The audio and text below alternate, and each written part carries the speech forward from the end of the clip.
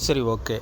இப்போ இப்படி தூட்டுறாங்களே வலைதளங்களில் விஜயகாந்த் ஆத்மா இதை மன்னிக்குமா ஏற்குமா என்று கலைஞர் மீது மாறாத பற்றும் அன்பும் கொண்டிருந்த கேப்டன் விஜயகாந்த் அவர்கள் இறந்த பொழுது மு.க.ஸ்டாலின் அவர்கள் முதலமைச்சராக இருந்தார். அவர் உடனடியாக ஓடி முதல் ஆளாக அவருக்கு அஞ்சலி செலுத்திவிட்டு தேவையான அனைத்து நடவடிக்கைகளையும் உடனடியாக செய்து கொடுத்து இந்த வீட்டில் மக்கள் கூட்டம் கட்டுக்கடங்காமல் வரும், அதை கட்டுப்படுத்த இயலாது என்று நமது கேப்டன் அவர்கள் உடலை அரங்கத்திற்கு மாற்றி அதே போல் அரசாங்க மரியாதையினுடன் அவருடைய உடலை அடக்கம் செய்த மு.க.ஸ்டாலின் அவர்களும் விஜயகாந்த் அவர்களும் நண்பர்கள், சிறுவயது முதல் நண்பர்கள்.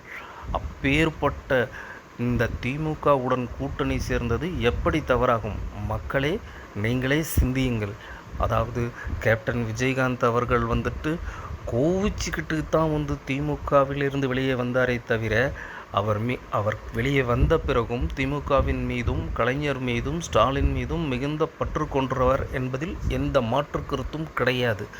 இன்று அவர் குடும்பம் எவ்வளவு சிரமத்தில் இருக்கிறது, அவர் குடும்பம் என்ன சம்பாதனை இருக்கிறது, அவங்க குடும்பத்துக்கு அவர் கட்டிய வீடு கூட இதுவரைக்கும் இன்னும் முடிக்கப்படவில்லை. அவர் மக்களுக்காக தானம் செய்துவிட்டார். அவர் சம்பாதித்த எல்லா பணங்களையும் தயாரிப்பாளர்கள்லேருந்து நடிகர்கள்லேருந்து மக்களுக்காகவும் எல்லாத்தையும் கொடுத்து விட்டார். இன்றைக்கி அவர்கள் குடும்பம் ஒரு நல்ல நிலைமைக்கு வரணும் அப்படின்னு சொன்னால் அவங்க தேர்தலில் அங்கீகாரம் பெறணும்.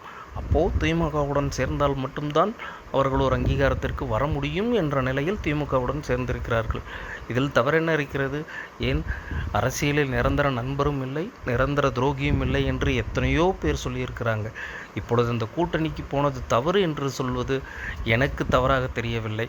உங்களுக்கு தவறாக தெரிந்தால் கூறுங்கள். நன்றி, வணக்கம்.